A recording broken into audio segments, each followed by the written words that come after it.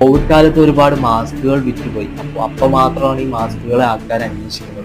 അതുപോലെ ആകരുത് നമ്മളുടെ ഈ ഓരോരോ പ്രശ്നങ്ങൾ വരുമ്പോൾ മാത്രമായിരിക്കരുത് നമ്മൾ ഈ ആവശ്യമുള്ള ഈ മഴ വരുമ്പോൾ കുട അന്വേഷിക്കുന്ന ഒരു ചിന്താഗതി അത് മാറ്റുക. അപ്പോൾ നിങ്ങൾക്കിപ്പോ ഈ പറയുന്ന പോലെ അടുത്ത മഴക്കാലം വരുമ്പോൾ നമ്മുടെ റോഡിന്റെ അവസ്ഥ എന്താകും എന്ന് പോലും നമുക്ക് ഇപ്പോഴും അറിയില്ല.